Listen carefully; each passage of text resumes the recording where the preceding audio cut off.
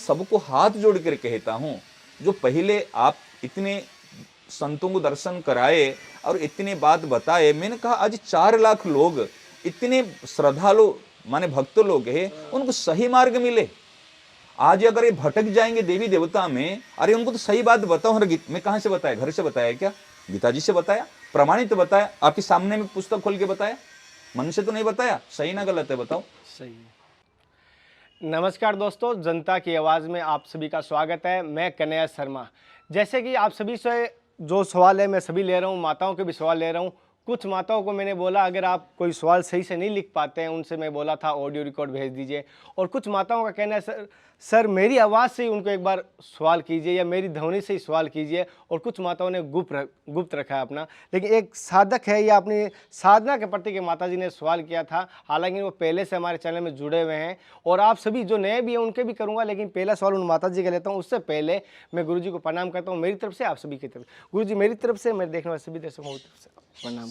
सबको मेरी तरफ से भी सबको प्रणाम, सबके श्री चरणों में प्रणाम। गुरु जी आज एक माता जी का है सवाल, वो मैं ऑडियो के माध्यम से उन्होंने भेजा है। हाँ और मैं आपको सुनाना चाहता हूँ और सभी सुन रहे हैं उस चीज़ को। हाँ।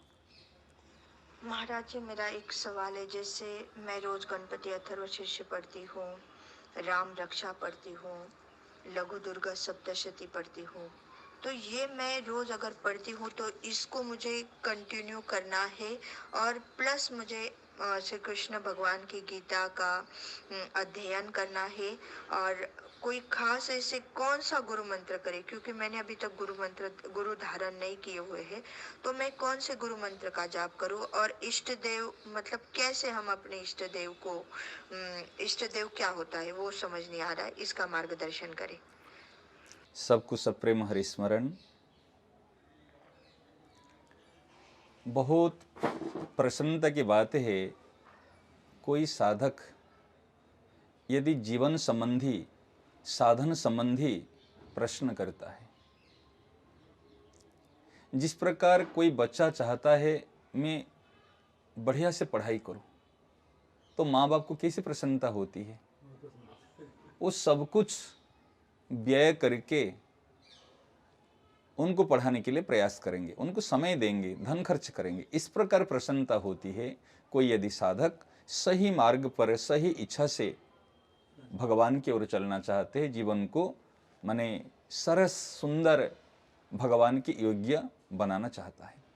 जो माताजी का प्रश्न था, पहले वो माताजी को बहुत बहुत शुक्रिया, बहुत बहुत धन्यवाद। उनके मन में जो इस प्रकार अभिलाषा उत्पन्न हुई है, वो जो गणेश अर्थव शीर्ष है और फिर उसमें जो दुर्गा सप्तशती है और जो कुछ उन्होंने पाठ कर रहे हैं, वो कर रहे, कोई मना नहीं है, अति उत्तम पहले कर रही थी। वर्तमान जो श्रीमद् भगवद गीता है, ये भगवान की मुख निसृत वाणी, इसका अध्ययन साधक संजीवन का वो अध्ययन करे। नियमित रूप से अगर चाहे गीता जी का शुद्ध उच्चारण सीख ले और शुद्ध उच्चारण सीख के उन्होंने नियमित रूप से गीता जी का पाठ करे। यदि 18 अध्याय पाठ नहीं कर पाएगी, कम से कम 9 अध्याय कर ले, नहीं तो 3 अध्याय कर ले, नहीं तो प्रतिदिन तिथि के अनुसार, जैसे एकम है तो प्रथम अध्याय, दूज है तो दूसरा अध्याय, ऐसे 15 दिन में हमारे पाठ पूरा हो जाएगा। जो चतुर्दशी आने के बाद में 16-17 अध्याय एक दिन ऐसे पाठ कर ले, 18 दिन में 15 दिन में 18 अध्याय पाठ हो जाएगा। इनका जो प्रश्न है, भाई हम अभी इष्ट निर्णय कर नहीं पाए हैं, ठीक है ना। इष्ट देव को कैसे हम करें, किसको इष्ट माने? सत्य। देखो इष्ट देव क्या है, इष्ट कहते हैं जैसे पतिव्रता स्त्री के लिए पतिदेव होते हैं, सत्य। ये है इष्ट देव। आपको सरल तरीका से बता रहा हूं, कई बार लोग कंफ्यूजन होते हैं, भाई इष्ट किसी ना किसी को इष्ट मान लेते हैं। क्या नौकर को कभी पति मान सकते हैं?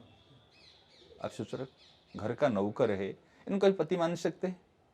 कोई काम करने वाले है, कोई माने और कुछ है, क्या उनको कभी अपना पति मान? पति के स्थान एक अलग होता है, जिसके लिए हम पूर्ण समर्पित होते हैं, जिनकी आज्ञा को हम पालन करते हैं, जिनके प्रति हमारा श्रद्धा है, विश्वास है, वो हमारे पति होते।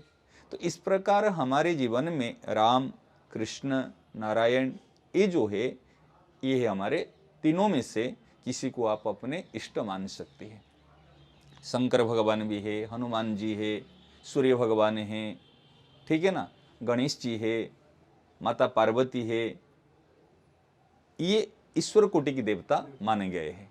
परंतु राम कृष्ण नारायण जो है इनको इष्ट माने। जिनको इष्ट मानते हैं उनको प्रथम स्थान दे। जैसे हम आपको एक बात बता रहे हैं, जैसे हम शिवालय में जाते हैं तो शिवलिंग है, एक तरफ में पार्वती माता, एक तरफ में गणेश जी, एक तरफ में नंदी, लेकिन मुख्य में शंकर भगवान के। अगर कभी पार्वती जी के मंदिर में जाते हैं तो मूल में पार्वती माता है, कभी विष्णु भगवान का मंदिर में जाते हैं तो मूल में विष्णु भगवान है और चारों पार्श्व में पार्श्व देवता है। तो जहां हम जाएंगे मूल जिनका होगा वो सेंटर पे रहेगा, ठीक है ना। जैसे विवाह होता है, आपके बड़े भाई भी है और छोटे भी है, आपके गुरुजन भी है, पिता भी है, आपको पढ़ाने वाले टीचर्स भी, सब विवाह में आए हैं। परंतु दूल्हा कौन बनता है? जो विवाह करेगा वो तो दूल्हा बनेगा ना, जिसकी शादी। उनको तो मंडप में बैठाएंगे। आप रेस्पेक्ट देने के लिए किसी को भी मंडप में बैठा सकते हैं क्या? क्या कोई भी लेकर सिंदूर दान कर सकता है क्या? नहीं कर सकता ना। अर्थात जो दूल्हा बनेगा उनके चरण को ससुर जो होता है वो प्रक्षालन करता है, उनको विष्णु रूप में मानता है। भले योग्य हो अयोग्य हो कुछ भी हो, इनसे भी बड़े सुंदर रहने मिल जाएंगे, बड़े धनवान मिल जाएंगे, परंतु जो जिनको वो अपनी बेटी देगा तो उनका चरण वो धोएगा और उनको विष्णु स्वरूप मानेगा। सेना ने उनके लिए वो दामाद है, उनके लिए विष्णु स्वरूप है। इस प्रकार हम जिनको हृदय में स्थान देंगे, राम जी को, श्री राम को हो, श्री कृष्ण भगवान को हो, श्री राधा रानी को हो, सीता मैया को, जिनको हम मानेंगे वो हमारे इष्ट रूप में रखेंगे। इनकी हम शरणागत हो जाएंगे, ठीक है ना। शरणागत होके फिर और जो पार्श्व देवता है और जो देवी देवता है उनको हमारे सास और ससुर का स्थान देंगे। बात समझ रहे ना। तो इनकी पतिव्रता की तरह उनको हृदय में इनका ध्यान करेंगे, इनकी आज्ञा पालन करेंगे, पतिदेव का आज्ञा पालन करेंगे, परंतु सास ससुर को सम्मान देंगे। उनको सम्मान अगर नहीं देंगे तो ये गलत हो जाएगी। इनको सम्मान देंगे, उनको आदर देंगे, उनको प्रणाम करेंगे, उनकी सेवा कर देंगे, परंतु संग किसका करेंगे? पति का। अगर सबको अब किसी एक को चूज करना पड़ेंगे पतिव्रता स्त्री के लिए, सास भी है, ससुर भी है, अपने जन्मदात्री माँ भी है, पिता भी है और पति है, तो पतिव्रता नारी का क्या धर्म होता है? पति को चुनेगी। अपनी जन्मदात्री माँ और पिता को छोड़ भी सकती है लेकिन पति को छोड़ नहीं सकती। पतिव्रता स्त्री का वो पति को चूज करेगी। भले माता पिता 25 साल से उनको पाले पोसे बड़े किए हैं, लेकिन 2 दिन का या 2 महीना का संपर्क हो वो पति को चूज करेगी। ये है इष्ट देव के चयन करना। आपको समझने के लिए बिल्कुल सुंदर तरीका बताए इष्ट देव को कैसे चयन करे और किसको इष्ट माने। ये हमारे राम कृष्ण नारायण को ही इष्ट मानना चाहिए। और कोई भी देवी देवता को हम इष्ट मान लेते हैं। देखो जो देवी देवता होते हैं ना, उनको इष्ट मानने से क्या है, भगवान ही उस देवी देवता की जहां हमारी श्रद्धा होती है। गीता जी के 7वां अध्याय के 21 से 22-23 नंबर श्लोक में आप साधक से मैंने पढ़ लेना, इसमें स्पष्ट रूप से भगवान बताए। मैं आपको अभी यही बता देता हूं, मेरे पास में है, देखो याद है श्लोक, फिर भी आपको आप कहेंगे महाराज जी कहीं से बोल देते हैं, तो आपको मैं स्पष्ट रूप से अभी बता रहा हूं। गुरु जी बता रहे हैं। हाँ, 1 मिनट आप सभी 7वां अध्याय के देखो इसमें 21 नंबर श्लोक, 22 नंबर श्लोक और 23 नंबर श्लोक, 20, 21 और 22, 23 हम 4 श्लोक ले लेते। देखो इसमें भगवान कहते हैं कामे तेज, आपको दिखा रहा हूँ इसे, देखो कैमरे में दिखा, ठीक है ना। देखें 20 नंबर श्लोक में साधक संजीवनी से निकाला हूँ। ये साधक संजीवनी, इसमें आपको प्रेरणा मिलेगी। ये घर बैठे आपको ये अध्ययन मिल जाएगा। कामैस्तैस्तैर्हृत ज्ञानः प्रपद्यन्ते न्यदेवताः तम तम नियममास्थाय प्रकृत्या नियता स्वया। मैं आपको अर्थ पढ़ के सुनाता हूँ क्योंकि आपको स्पष्ट समझ में आएगा कि उन कामनाओं से जिनका ज्ञान हरा गया है। कामना करने से क्या होता है? ज्ञान हरण हो जाता है। ऐसे मनुष्य अपनी अपनी प्रकृति अर्थात स्वभाव से नियंत्रित होकर उस अर्थात देवताओं अर्थात देवताओं के उन नियमों का धारण करते हुए अन्य देवताओं के शरण हो जाते हैं। समझ रहे ना? हम किसके शरण में जा रहे हैं? देवी देवता के शरण में। देवी देवता अन्य। आज भैरू बाबा, जैसे कोई पति को छोड़कर और परपुरुष के पास में जाए तो उनको क्या कहा जाएगा? व्यभिचारिणी। उल्टा, जो हम भगवान के अंश है, कोई देवी का अंश नहीं है, कोई प्रकृति का अंश नहीं है, हम साक्षात भगवान का सनातन अंश है, उनका लाडला बेटा है, उनकी लाडली बेटी है। हम अपने माँ बाप को छोड़कर, हम अपने पति को छोड़कर यदि दूसरी किसके पास जाए तो कितने गलत बात। आप सोचाओ, मूल में गलती करते। इसका अर्थ पढ़ लेना, व्याख्या। फिर भगवान कहते यो यो याम याम तनुम भक्तः श्रद्धया चित्तुमिच्छति तस्या तस्या चलाम श्रद्धाम तामेव विदधाम्यहम्। देखो मेरे प्यारे की उदारता को देखो, मेरे प्रभु की करुणा को देखो। मेरे प्रभु क्या करते? इसे कोई जलन सी उनको पैदा नहीं होती। अगर उनको छोड़कर ही कोई दूसरे के पास जाते हैं, वो खंडन मंडन नहीं करते। क्या करते? जो जो भक्त जिस जिस देवता का श्रद्धा पूर्वक पूजन करना चाहता है, मैं तो भगवान का बेटा हूं, यदि मैं चाहे मैं अभी काल भैरवी का पूजन करूं, से ना, कि मैंने सोचा अभी भैरू बाबा का मैं पूजन करूं, तो मेरे पिता जो है, मेरे पति, वो मना नहीं करते। अगर मना करूंगा तो ये फिर कहेंगे देखो मैं उनको वहां जा रहा हूं, मुझे टोक रहे, रोक रहे। ये जबरदस्ती नहीं कराते। तो क्या कराते हैं? जो पूजन करना चाहते उस देवता में ही मैं उसी श्रद्धा को दृढ़ कर देता हूं कि जा कर, बढ़िया कर। तो जाते हैं ना, उदाहरण कितने, देखो जा। अगर आपकी पत्नी कहीं दूसरी किसके पास में जाएगी, क्या आप सहन कर सकते? कभी नहीं कर सकते। लेकिन हमारे परम उदार करुणामय ऐसे है, वो करते बेटा मैं बैठा हूं, अगर मैं कहूंगा मैं पति, तू मेरे पास आ जा, वो सोचेगा देखो ये स्वार्थी होगा, ये अहंकारी होगा, अपने पास बुला रहे। कहते बेटा तू देख ले, मैं तुझे विवेक दिया हूं, तुझे शरीर दिया हूं, तू मेरा अंश है, तू मेरे पास आना चाहिए, मैं तुझे याद करता हूं, तुझे और कोई याद नहीं करते। दुकानदार कभी आपको याद किया? कभी जो आप हॉस्पिटल में कभी एडमिट हुए होंगे जीवन में, जब हॉस्पिटल में एडमिट हुए, सिस्टर ने खूब सेवा की होगी आपकी, पल्स चेक करना, बीपी चेक करना, सारी रिपोर्ट बनाना। जो डिस्चार्ज होकर आप घर पे आ गए, कभी आपके पास फोन आया, भाई साहब आप चले गए, याद आ रही है मेरी? कभी याद किए क्या? जो आए सेवा कर लिए, गए तो याद नहीं है। ये है उनका काम। परंतु माँ, अभी अब बाहर है वो, फिर भी माँ याद करती है ना? नहीं, कभी एक दिन नहीं गया होगा जो माँ याद नहीं करती होगी। माँ याद कर। इस प्रकार भगवान हमारे माता पिता कहो और पत्नी के लिए पतिव्रता कहो, एक ही बात है। तो जब उनकी श्रद्धा करते हैं, भगवान उसी में श्रद्धा को दृढ़ करा देते। फिर भगवान क्या कहते हैं? देखो 22 नंबर श्लोक में कह रहे, 7वां अध्याय के 22 नंबर श्लोक में। मैं इसलिए ग्रंथों के सामने रखा हूं क्योंकि ये जो ग्रंथ आपके पास भेजेंगे तो आप उसके अनुसार डिटेल्स पढ़ पाओगे। आपको एक ग्रंथ में संपूर्ण समस्याओं का समाधान मिल जाएगा, और जहां जहां समझ में नहीं आती है, हम हैं, उसका समाधान कराएंगे। क्या है? 22 नंबर श्लोक में भगवान कहते, सतया श्रद्धया युक्त तस्याराधनमीहते लभते च ततः कामान मय्येव विहितान हितान। क्या कह रहे? सतया श्रद्धया युक्त, उस मेरे द्वारा दृढ़ की हुई श्रद्धा से युक्त होकर, मैंने जो श्रद्धा को, जिनको जो श्रद्धा किया, मैंने कहा जाओ, मैंने समर्थन किया, उस श्रद्धा से युक्त होकर वह मनुष्य उस देवता की सकाम भावपूर्वक उपासना करता है। कोई अगर भैरव बाबा की, स्मशान चंडी की, आज कोई भी देवी देवता की अगर उपासना करता, किसी लिए उपासना करता? सकाम पूर्वक, मुझे कुछ मिले, स्वार्थ पूर्वक। अरे भैया, आपको माँ बाप जैसे दे सकते हैं, कोई दूसरे जन ऐसे आपको दे सकते हैं क्या? किसमें हित है, किसमें अहित है, उनको क्या पता है? रुपया दोगे दुकानदारों को तो चीज वस्तु देगा। आप चक्कू मांग रहे हैं, ना ब्लेड मांग रहे हैं, ना जहर मांग रहे हैं, उनको भी पता नहीं। अगर आप चूहा मारने की दवाई लाने के लिए जाओगे ना, वो दुकानदार दे देगा। आज पैजन जो खेती में डालने के लिए वो भी दे देगा। परंतु उसी पैजन को तुम खा रहे, खुद मर रहे हैं ना, क्या करे, वो थोड़ी पूछने जाएगा, उसको तो बेचने से मतलब। तो इस प्रकार दुकानदार मत बनो।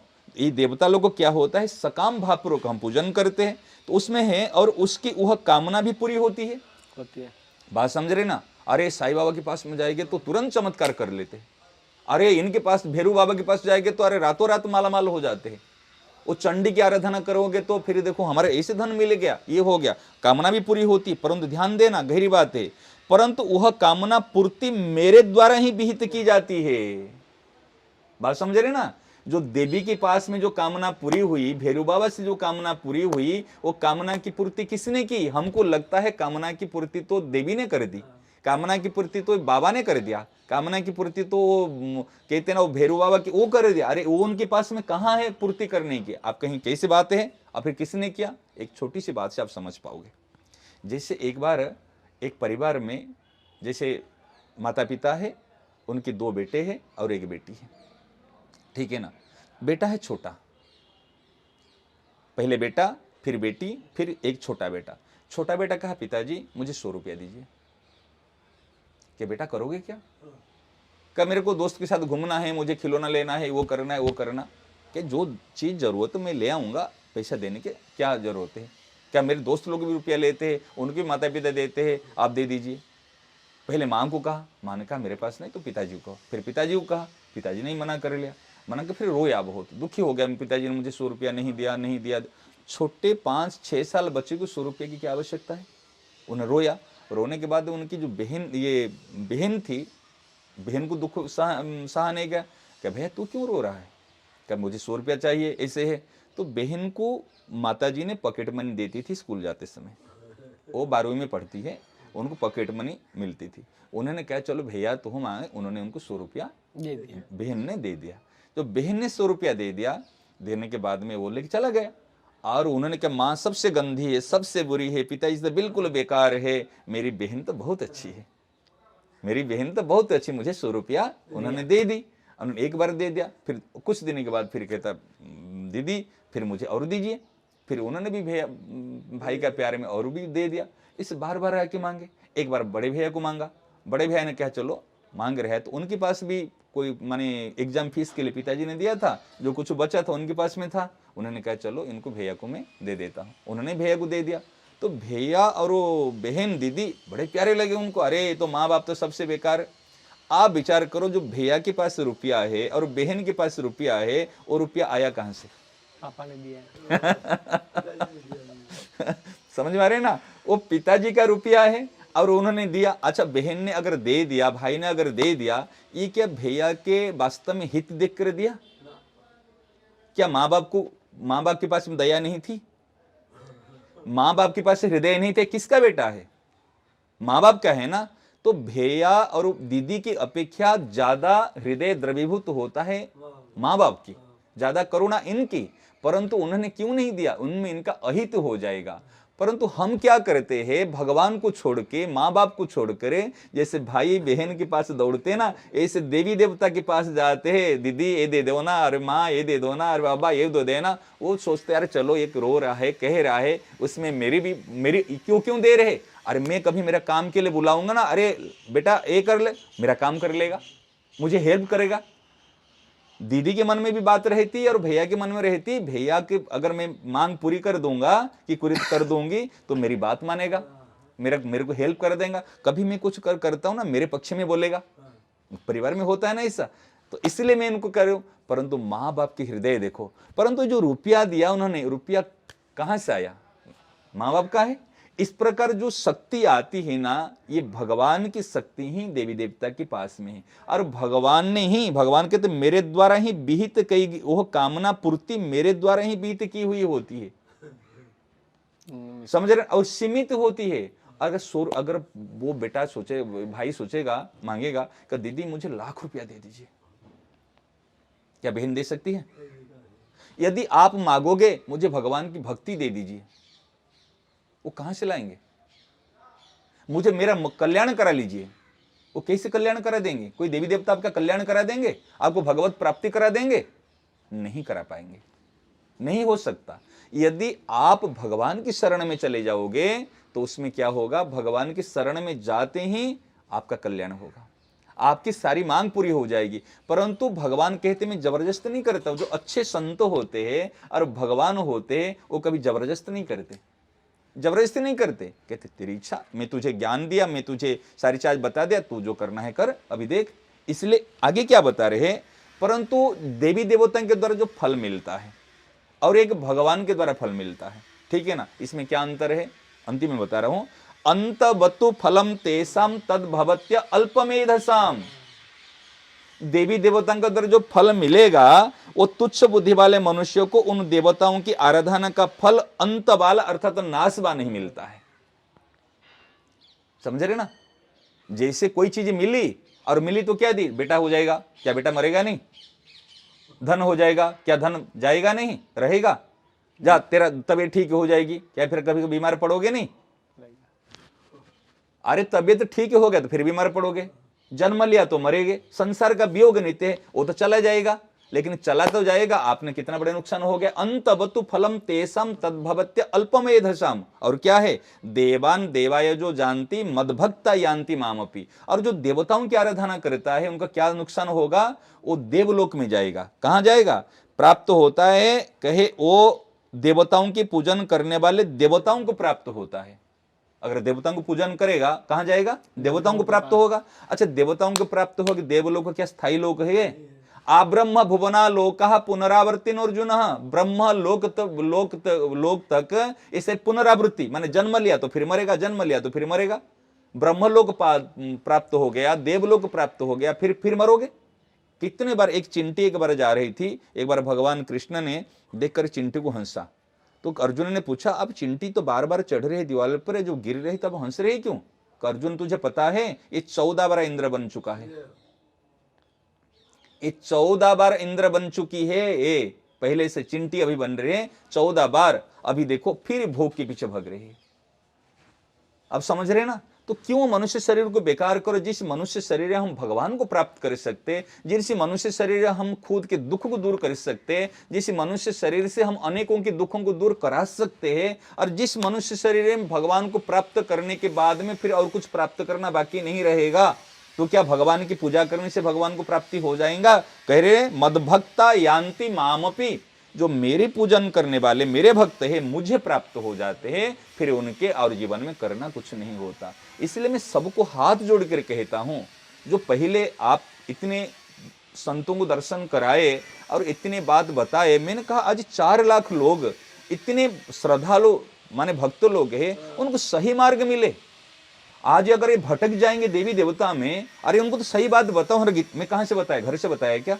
गीता जी से बताया, प्रमाणित बताया, आपके सामने में पुस्तक खोल के बताया, मन से तो नहीं बताया। सही ना गलत है बताओ? सही है। तो फिर यदि हम इधर उधर जाते कितना जीवन को बेकार कर लेंगे। इसलिए एक भगवान को इष्ट मानो। इष्ट माने पति, समझ रहे ना? जिस प्रकार पति का स्थान आपके लिए विश्व में सब सदस्यों से ऊंचा स्थान होता है पतिदेव के पत्नी के लिए, इस प्रकार इष्ट माने आपके पतिदेव है, जिनको आप श्रद्धा करते हैं, जिनको आप विश्वास करते हैं और जिनको प्राप्त करना चाहते हैं। राम कृष्ण हरि नारायण जो कहते, उनको अपना इष्ट आराध्य मानो। और देवी देवता है उनको सम्मान करो, उनको तिरस्कार मत करना। कई लोग होते हैं, नाम नहीं लूंगा, कई लोग ऐसे होते हैं ये अनन्यता के नाम पर दूसरे का खंडन करते हैं। कोई देवी देवता नहीं, सब ये नहीं वो नहीं है। जैसे पतिव्रता स्त्री अगर पति का पूजन करे, पति को माने और सास ससुर को तिरस्कार करे, क्या पति कहीं प्रसन्न होगा?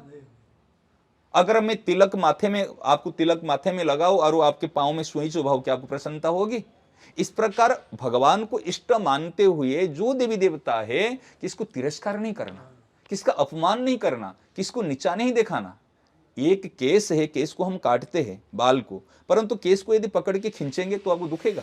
नाखून को काटते वो भी दुखेगा, निर्जीव होते हुए भी सजीव। इस प्रकार ये देवी देवता को तिरस्कार नहीं करना, अपमान नहीं करना, और वास्तव में देवी देवता को प्रणाम करोगे, आदर करोगे, वो आपको भगवान की ओर भेज देंगे। शंकर भगवान की भक्ति करने वाले वो कृष्ण भगवान का भक्त हो जाएगा, राम जी का भक्त हो जाएगा। और देवी का सही आराधना करेगा, वो भगवान देवी अपने पास नहीं रखेगी, वो भगवान के पास भेज देगी। क्योंकि भगवान को सब चाहते तो अपने पास कैसे रखेंगे?